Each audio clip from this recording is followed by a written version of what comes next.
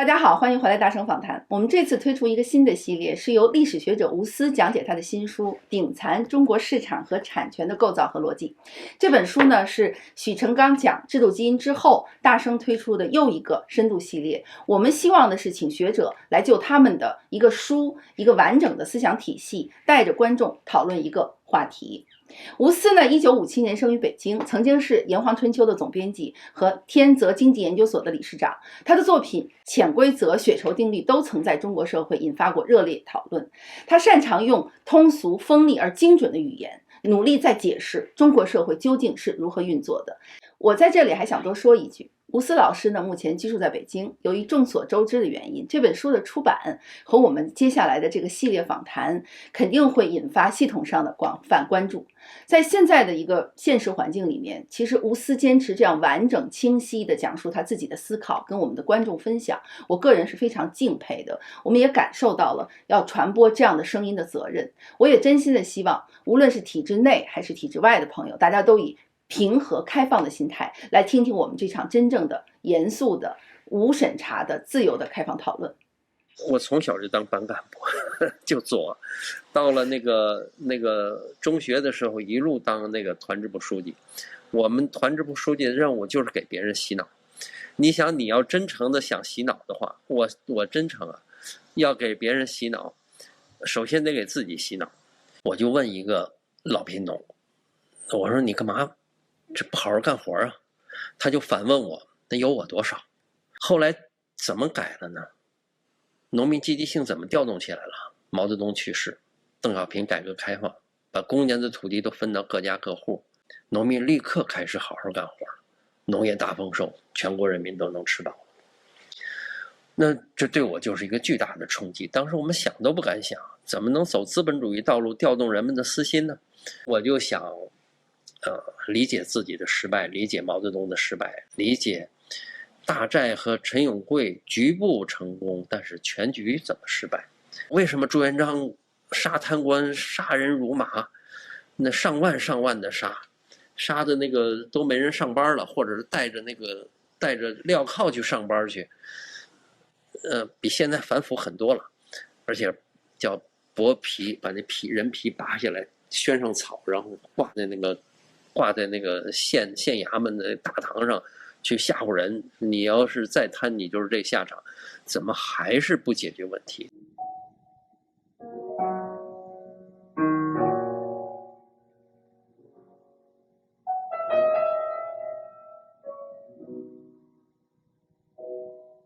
亲爱的吴思老师，欢迎您来到大声访谈。我们是老朋友了，很高兴这次以这样的一个方式哈，当然这不是最好的方式，当然最好我们是希望能够面对面访谈。今天我们的这个访谈呢，是关于您最近新出版的这本书。这本书呢是叫《顶残：中国市场和产权的构造及逻辑》。这本书的独特性在于呢，您是在北京，但是倾尽整个这个前半辈子的思考和整个系统的理论分析研究，您给出一本这么一个重要的书。虽然薄薄的一本书，但是我收到的时候是非常非常激动的，因为我觉得您把您前面几本公众很熟悉的书，从潜规则到血酬定律，这些您思考的这些问题串在一起了。要说的一句呢，就是这本书现在是在日本的读道社出版的，但是在北美的市场呢，被一家出版也在出版，所以我们会把购书的链接都搁在下面，让大家来分享。今天我们整个这个访谈呢，是关于您的这本顶残和官家主义这个大的结构的一个阐释。所以我想可能对熟悉您的朋友，大家会知道您是重要的历史学者，中国著名的这个自由知识分子，而且其实您原来在很多年，大家知道您的身份是炎黄春秋的社长，后来还在他们变更了结构以后做了法人代表，直至炎黄春秋最后基本上算是被迫关闭哈。但是我想问的是，主要的职务是总编辑主要的是总编辑是干活和做这个内容的。所以我想问的您第一个问题是，您为什么在现在这个时候要写这个《顶残》这本书？还有就是“顶残”这个名字，是说明了什么？因为这是一个一眼看过去有意思，但是大家不太理解这个概念是什么的一个词汇。您先解释一下这本书的立意和顶残，它是一个什么样的概念，好不好？好啊，顶残这本书的那个大名是顶残，副标题我给念啊，是中国市场和产权的构造及逻辑。他在拆解我们熟悉的我们眼前的这个市场是怎么建构起来的啊，这产权是怎么建构起来的？这事儿一般人们一听就是教科书上的那个，实际特别复杂，在后边再讲。那个为什么叫顶残呢？我在这个书的封底有这么一个解释，他说所谓顶残就是在官家主义大一统的社会里，这是官家主义是我对秦汉以来一般官方都叫封建主义社会啊，我觉得叫封建肯定不对哈，因为秦始皇废封建立郡县，我就叫官家主义，是这个官家大一统社会里，在这个社会里面对来自顶层的权力侵犯，所有的经济主体都缺乏抵御能力和救济手段，那这样形成的产权就是残缺产权，这可谓顶残产权。如此形成的残缺市场就可谓顶残市场，这就是那个封底的解释。用更通俗的话说，那个英国有句话哈，叫风能进雨能进，国王不能进。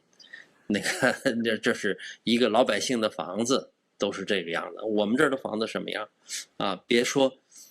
风能进雨能，国王能进，就是个大队书记进起来也没问题。当年我当大队副书记，当生产队指导员的时候，就社员家如果丢了什么东西去查去，说进就进，人家根本拦不住。这就是我们现在的那个这种特色的产权和市场，所以叫顶残。我为什么上来先问您顶残，但是又要再切回来呢？因为其实因为很熟悉您的背景嘛，我知道您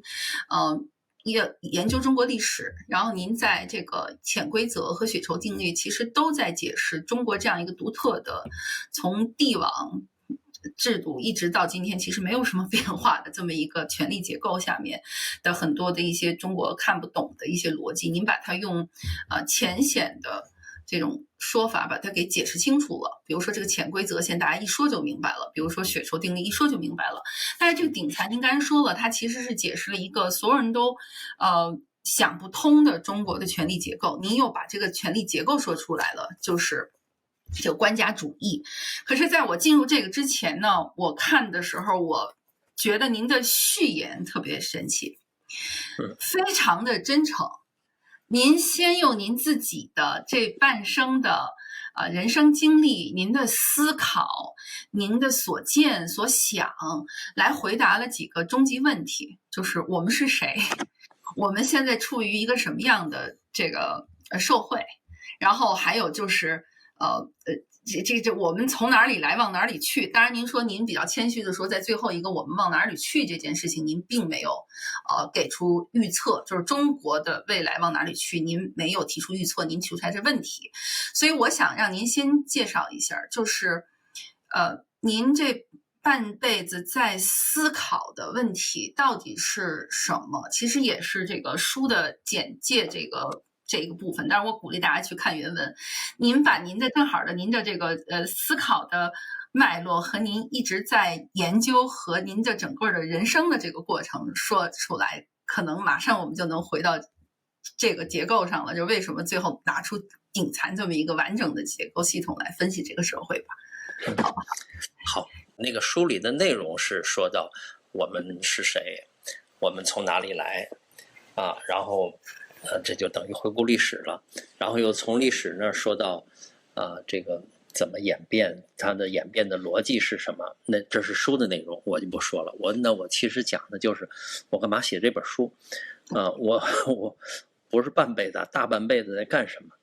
我是57年生的，今年68了，这个不算上大学什么的，不算中间的一些阶段的事儿，总共职业生涯30多年，小40年。这小40年的时间里，2年是在是在那个农村人民公社当大队副书记兼生产队指导员，啊，10年是在农民日报当编辑记者，其中这当编辑的时候，我还在那个在群工部接待上访，有一两年，你想想接待上访那是什么活儿还有2年是在那个侨杂志当那个副社长兼中文版主编，后来侨被封了。还有17年是在炎黄春秋当这个从执行主编到总编辑，后来常务社长。刚才你已经介绍过了。还有最后4年是在天泽经济研究所当理事长，这是我的那个大概的履历你知道这炎黄春秋后来也停了天泽所后来也停了。那刚才说那侨也停了，中间还干过几年别的什么事儿，反正都这个我手臭我这主持过的4、5家机构都不得善终这是我的大概经历我还写过3本关于中国历史的书，第一本是陈永贵毛泽东的农民这是我的第一本专著我不是插队嘛，学大寨嘛，学的特别认真那个搞砸了，所以就得回顾反省。第2本是潜规则，第3本是血酬定律，这3本书销路都挺好的但是现在这个陈永贵和血酬定律是买不着了那个不能再印了。这是我出的书，我的经历。我本来计划写的那个憋了几十年的那个第4本书就应该叫官家主义，关于中国历史的一个模型，就是把这些东西都汇齐起来，什么潜规则、血酬定律血酬定律是打天下的潜规则是打了天下坐江山之后的那个里边的各种猫腻那个一步一步的吧，最后搭一个完整的一个架子，应该叫官家主义官家主义这个概念也是我独创的，就是跟那个对封建主义这个词儿不满创造出来以后吧，我就觉得借助这个概念就可以把复杂漫长的中国历史看作这一个概念，就一种特别简单的逻辑的结构，它的展开这讲起来有点历史和逻辑的一致似的，感觉非常舒服。这个模型我断断续续做了差不多20年，从2004年发明这个词儿，一直到现在。这期间是那个大升级5次，小升级无数。但是碰到官家主义，刚才说了有潜规则，有打天下坐江山的那个血酬定律，但是最基本的它的经济结构是什么样的？就是涉及到官家主义的经济体制，我就有点晕。这是一个史料浩瀚无边的、让人害怕的一个领域这等于是经济史。但是你说是经济史吧，政治干预极多。比如均田制是谁在分？关山海就是盐铁论写的那些东西是谁在做？那都是政治在做呀。所以这又是政治又是经济，这史料多的令人生畏，我就不知道从哪下手就徘徊踌躇这个是2020年就忽然有一次我和一个朋友聊天，忽然被一个简单的问题击穿了。这个问题就等于在问你我们身处的这个市场究竟是什么市场然后这个问题我顺着往下追吧，把我的刚才说的生活经历，主持过的那些部门，那个办的那些报刊那些的经验全都给汇总起来了，一下瞄准了出版市场最熟悉的出版市场，才发现我在理解出版市场的时候，在理解出版机构这些产权主体的时候，就是我身边的事儿。我骑着驴找驴，骑着马找马，忽然发现驴就在我骑着呢，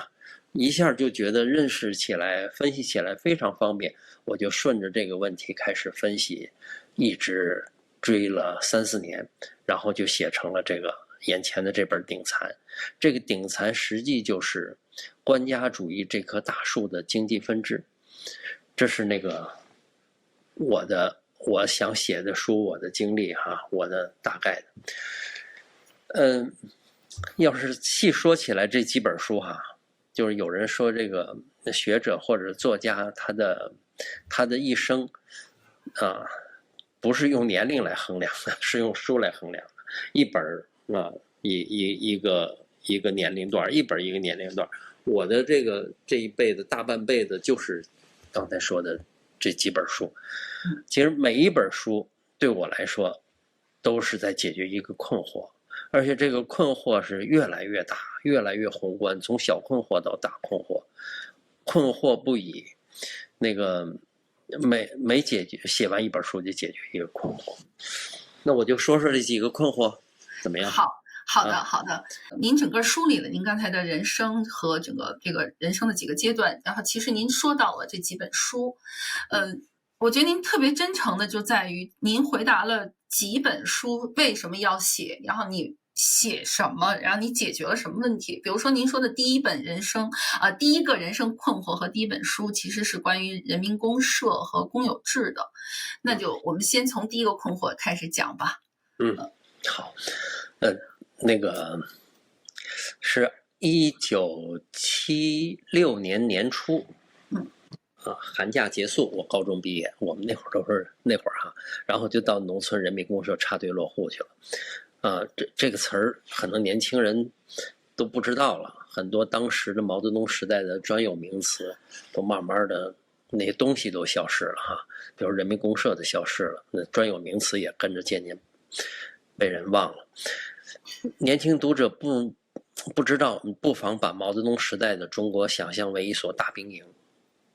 真是大兵营。那用的词儿也是农业战线。农村人民公社就好比是一个团，下边的生产大队呢，好比是一个营。我们村那个是160-170户，那就差不多一个营的规模。一户人家五口人，生产小队就是一个连。我们队是大概50-60户人家，57户人家，200-300人。这是那个人民公社。城市是工商业战线，当时缺乏就业岗位，城市的中学生毕业了没处去，就像新兵一样被派到农村的生产队插队落户，这叫知识青年上山下乡运动。大概有1700-800万中学生卷入这场运动，我是其中一个。当时那个农业战线最著名的团队就是山西省西阳县大寨公社大寨大队，领导人叫陈永贵，他能动员社员认真干活，斗私批修，他非常擅长启发农民的社会主义觉悟，他自己也带头苦干。然后那个大寨的山坡上修成的那个像长城一般雄伟的梯田，一层一层的上去，粮食大增产。他后来是被提拔为中国主管农业的副总理那个政治局委员。我们去的时候吧，就是这党和毛主席告诉我们的就是，只要认真学大寨，走大寨的路，中国农村就会繁荣起来，一代道德高尚的社会主义新人也会成长起来。我们听的就是这种承诺。我当然还能听到一个潜台词，就是立功者受赏，有可能像陈永贵那样飞黄腾达。那个我至少是很想建功立业，但是很快就遇到一个大困惑，就是官方描述的情景和许诺的这个前景和我实际看到的大不一样。我在农村实际看到的就是公社社员在公家的地里，在生产队里的地里普遍偷懒，到了自家的庭院和自留地里才认真干活，全面代工，然后导致这个农民穷的吃不饱饭。当时我们都吃不饱。后来我当生产队指导员就近似是农业产业军的连指导员，那是相当于一把手，队长不干了就都找我辞职我跟这儿管这个队委会。我也是按照毛的说法带头苦干宣传启发教育鼓动，让农民让社员发挥主人翁的这个精神，埋头苦干，但是不管多大用，农民照常是在公田里偷懒。就是这个，我看到现实和这个党中央和毛主席的描述情况正好相反。为什么呀？我就问一个老贫农，我说你干嘛这不好好干活啊？他就反问我，那有我多少？我说你是集体的主人呐，你是主人翁啊，劳动果实都归你。他根本就不理我，不回答。我当时就是在普遍代工的这种氛围中，看不到任何乐观的前景。我的感觉就是大寨之路在我们村走不通。我估计其实世界各国的国营企业可能不同程度都存在这种问题，大家都会有同感，就是有我多少啊？你要是不给我扣我奖金，不跟这儿不给我奖金，或者不扣我工资，我凭什么使劲干？能偷点懒就偷点懒，追求闲暇的最大化。后来怎么改了呢？农民积极性怎么调动起来了？毛泽东去世，邓小平改革开放，把公家的土地都分到各家各户，自家的土地上，每个人都爱干不干，自作自受，农民立刻开始好好干活，农业大丰收，全国人民都能吃饱。那这对我就是一个巨大的冲击。当时我们想都不敢想，怎么能走资本主义道路调动人们的私心呢？就这么调动了，马上就管用。我就想，理解自己的失败，理解毛泽东的失败，理解大寨和陈永贵局部成功，但是全局怎么失败，然后就开始追究历史，就用了大约2年的时间了吧，写了一本陈永贵的传记，大致了解了毛泽东时代的农业政策史和人民公社史。这是我的困惑和个人失败，第一次把我引向了历史。然后我在历史中，在陈永贵的传记中学到了什么，明白了什么。当然实际上这些那个答案都是用故事和事实来呈现的。如果非要提炼出一句话作为答案，这句话就是财富的创造与自由正相关。说起来有点虚但是我把这个看作一个定律，叫自由定律。自由的定义就是在不损害他人的条件下自作自受，多干多得，少干少得。也就是说，在经济领域，自由是一种约束条件下的激励机制，它是一种激励机制。如果没这个自由，你想干什么不能干，干多干少都一个样，那就没有激励，就是大锅饭，那就是普遍的代工。那个老贫农问我，他说有我多少？我当时是用官方灌输给我们的这个集体主人翁之类的这个大话来回答他看都不看我，根本不理我。10多年后，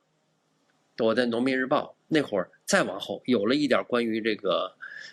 西方经济学关于这个集体行动和搭便车的知识，我才明白有我多少是什么意思。我们生产队有57户人家，劳动的果实大体是由57户均分。我们刨土深翻土地，刨57镐只有他们家1镐。反过来，如果他少刨57镐的话，他只损失1镐。这可不是自作自受，这是自作而他受。这种制度非常有力量的激励偷懒，惩罚勤劳。我跟这儿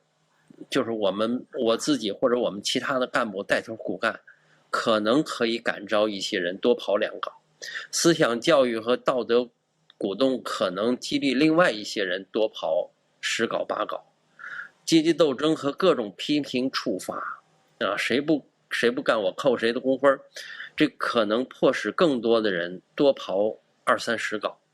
但是这个自作自受的这个缺口还差几十镐呢，怎么补？再说所有的干部都不是地主他土地多大粮食不归他自己，这管理者凭什么要多刨几镐带头，而且还要去批评人，罚人家工分，去得罪人？那是生产队这个国企你可以升官当这个官僚代理人，在这种条件下，国企都没管好，更何况这个中国农民的户口是不能转干的，大队书记和这个公社书记之间隔着一个身份的鸿沟，干部身份和农民身份，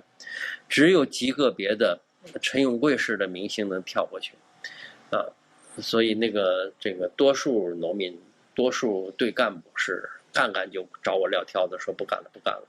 我这当2年生产队指导员，大概有4个队长找我撂挑。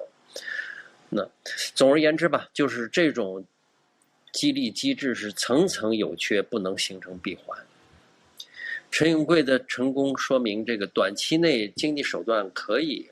非经济手段道德激励什么的升迁的激励可能能填补一些空缺，但是大债模式证明长期的大范围的这个填补缺口办不到。共产党和毛主席说的再美好再高尚，实际结果就是大面积的代工和贫穷。这个写完了这本书，写完了这个陈永贵的传记10多年，我再次去追究这个为什么毛泽东搞经济失败了，为什么搞邓小平成功了。细看各种文件和领导人的讲话，那个感觉就是共产党领袖的气魄惊人，拿中国做社会主义试验田，拿几亿农民当小白鼠。但是试验的规模如此之大，试验的时间持续了1、2代人，试验报告是什么？我就试图根据这些讲话文件，回顾试验前提出的各种假说预言，然后补那么一份试验报告。这个报告里我提炼出的最重要的结论就是，自由度和财富创造正相关。这就是自由定律。我就觉得好了，写完陈永贵，把这个问题归结到自由定律，偏离了自由定律，通常就意味着经济上的失败；接近自由定律，通常就意味着繁荣的到来。我觉得这个困惑解决了，书写完了，解决我的困惑，这就是我的第一大困惑和第一本历史书的来历。我问一句哈，就是在您当这个大队指导员的时候，您本身自己的这种理论建构是来自于阅读，还是灌输，还是您真的相信？就您当时为什么觉得您可以用毛泽东或者就是共产党那套组织大家集体努力一起干，一起奔人民公社好日子？就您这套理论当时说服得了您自个儿吗？就是说服得了，真的是说服得了。我从小就当班干部就做，到了那个中学的时候，一路当那个团支部书记。我们团支部书记的任务就是给别人洗脑。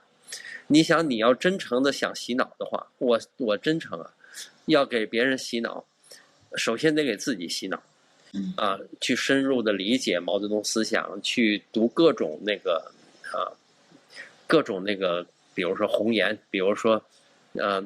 钢铁是怎样炼成的，牛虻，在那里寻找人生的意义，寻找人生的答案，寻找对世界的总体的看法。那马列主义给出的这个宏观的这个世界图景是非常严整的，带着一种宗教的性质，几乎就是说你按照我们的承诺，按照我们的说法去做，你可以走向人间天堂。在这个过程中，你可以获得这个人生的意义，死且不朽。这套说法对我有巨大的感召力，而且那个严谨的理论和那个基础逻辑，我根本无力对抗，所以我就是信的。然后洗透了，我再去洗那个农民，发现根本就洗不动，而且事实跟我看到的大量的是反着的。这是我的。因为您是人大历史系，您是人大中文系的，是吧？对是。当时57年您上大学的时候是在文革期间还是是文革期间还是之后上的大学？ 1978年。那个您是等于是大学，就是文革第一届的那个大学生是吧？第二届，第一届我不第二届考，第一届我当时是先进之青啊，而且是对干部一堆学大寨的那个活儿正在掀起一个新的学大寨运动的高潮。我们当时正在大寨参观，一批那个北京市先进之青参观团的那个都是极左分子啊，都是先进之青，就商量说考不考大学。1977年考大学的那个刚刚开始恢复，我们当时达成的承诺，就有的人是坚决不考，有的人是立刻就考，多数人找到的那平衡就是今年学大寨，明年考大学。所以第一年我根本就不考，第二年也没打算考，是我们的那个公社书记管知青的来找我来了，说你不考是不是意味着我们在阻拦你啊？这个可不对啊，你考吧。我正好就坡下驴就去考去了。所以您当时当知青，您上山下乡都是非常真诚的，就是真的到广阔天地去自我改造去了。对，我是极左分子嘛。我当时的下乡政策是一家独生子可以不去，如果不是独生子，比如说兄弟两个隔了6年以上也可以不去。我弟就比我小6岁，我可以不去我非要去不可。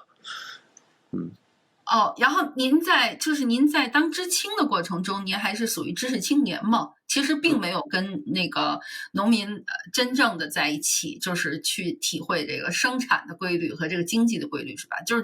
带着自己的这实话说就党棍思维，就下乡去了，就是投身这革命去了。当时是插队是真在一起，一开始就住在农民家里，而且我当了生产队指导员之后，农民分家都找我去分的。每天差不多每天开队委会都得我张罗主持，都在人家农民家里，那就是朝夕相处。所以这个您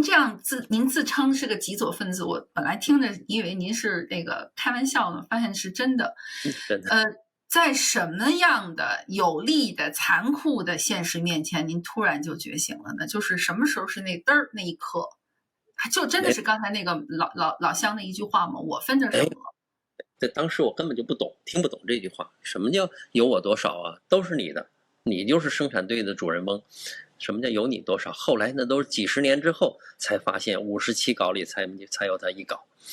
那个没有你说的这个觉醒的过程，那个是一个非常缓慢的，但是有好几次触动。那个每年我们都到公社去开三干会，每次三干会实际都是组班的减班的，因为所有人都不愿意干，都辞职。当时我们的县委书记是陈锡同，陈锡同找那个人给我们做思想工作，怎么找啊？找一个特别爱干当生产队长当得好的，他自己的发言稿的那个标题就是当队长有瘾搞管理没够，就是意思就是你喜欢这个，不用去想什么挣多少钱，你们家有多少是你的，你就是好这一口，你就好好干去吧。你看都已经走到这一步了，但是有多少人有这个瘾呢？所以实际上这是一个非常就是你如果把土地分给自己，谁都干；你把土地如果给了地主，给了资本家，他们为了自己不亏损，为了自己挣钱，也得逼着成功干。那我们这帮干部就相当于地主，我们凭什么呀？那多数干部是不干的。我这个是有另外一种理想支撑哈，而且那个知青暗含着一种那个捷径，就是你这么干下去，你有可能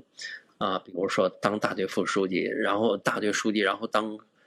公社副书记，然后县委副书记，有可能有一条那个升官的路。当然，如果真左像我这样的，我就会至少在意识的层面上拒绝这种想法，说我根本就不是那么想的。什么升官发财啊，那是你们那个肮脏的那种期待。我们就是把自己的活干好，我们在这个尽我们的所能，把我们贫穷落后的乡村建设成繁荣昌盛的乐园。至少就是我们这么说服自己。那您到什么点上，等于就是您是后来去回答当时一直有的困惑的时候，才去写这个陈友贵嘛？但您从什么点上，您觉得您不再是一个极左的认知了？我离开农村的时候啊，考大学了，我高考，比如成绩来的时候，我那个就我正在山上跟着看秋呢哈，就抓人抓小偷呢，就有人就跑过来叫我说：“我说你快到那个大队广播室去看，你的成绩下来了，分可高了。”我一看，哇，真是高分，比那分比那个录取线得高出40-50，那就是当时我们县里的排名很靠前的了。那个我就不露声色，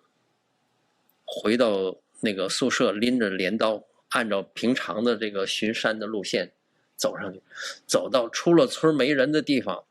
就那个兴奋的按捺不住，一口气跑到山顶儿，还连蹦3个高啊，那地儿还没使完，然后蹦完了，我才心里一愣，我这是怎么了？我不是学大寨有瘾吗？不是不在乎上大学吗？还拒绝第1年还考吗？我究竟是谁呀？我怎么回事啊？那时候，那种心理还是矛盾的哈，还是我认识的自己和我实际其实还不是一回事儿。那时候我还在，就对我这是一个触动，就是我究竟谁呀？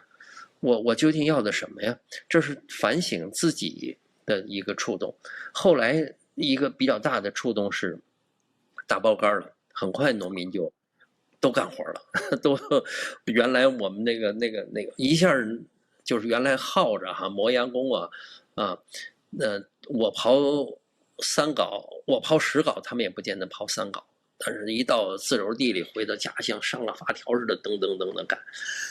现在整个的大包干，所有的地都相当于自留地了，所有的农民都上了发条似的，一下呼拥的那个剩余劳动力就出来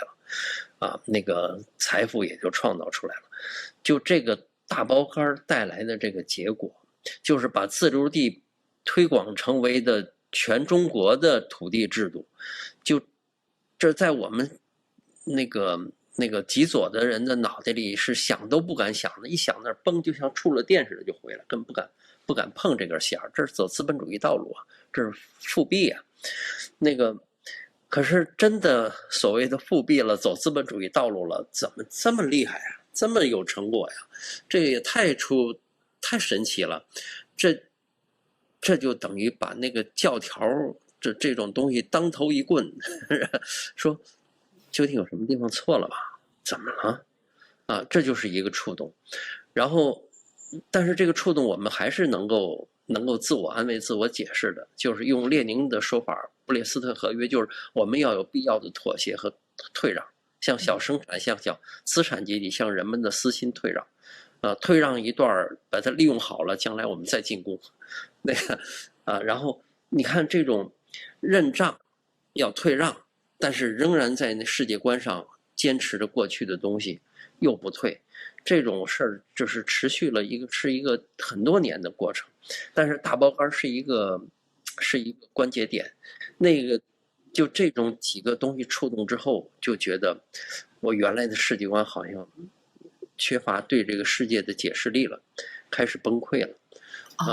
那个你崩溃了，你要找一个新的解释力，比如毛泽东思想那个东西不行，我们是不是可以在青年马克思中去寻找？对中国的这解释不行，我们是不是可以在西方马克思主义中去寻找？在法兰克福中学派中去寻找，在亚细亚生产方式的这种理论中去寻找，就不断的想重建。当然，实际上我的重建一直不成功，一直是失败的。最后干脆就放弃了，不见了。我们就解决一个个的具体问题吧。比如说，到处都是贪污。当年那个历史中，在历史上，朱元璋怎么解决这问题的？那个为什么朱元璋杀贪官杀人如麻，那上万的杀的那个都没人上班了，或者是带着那个带着镣铐去上班去，比现在繁复很多了，而且叫剥皮，把那人皮拔下来，宣上草，然后挂在那个县衙门的大堂上去吓唬人。你要是再贪，你就是这下场。怎么还是不解决问题？那明朝的贪污，我读起明史来，那腐败的一塌糊涂，为什么他就搞不成？去解决这点具体问题，在解决这点具体问题的时候，就发现人们干嘛贪呢？那实际是一种规则呀。你要是不贪，你走人吧你，大家你不贪你人家就会排挤走异己分子。你不贪，我们怎么过？你随时都可能检举我们。然后你给上官给领导你不塞钱，你怎么上去？你对周围的人不把这个利益均分好了，人家不举报你吗？不给你使坏吗？这一系列的事儿都出来了，然后走到这一步，那潜规则就出来了。其实您就是在现实中这些原来的理论建构说服不了自己了，然后其实您就回去从历史上开始去把就解决各个的具体问题去了，一个具体问题。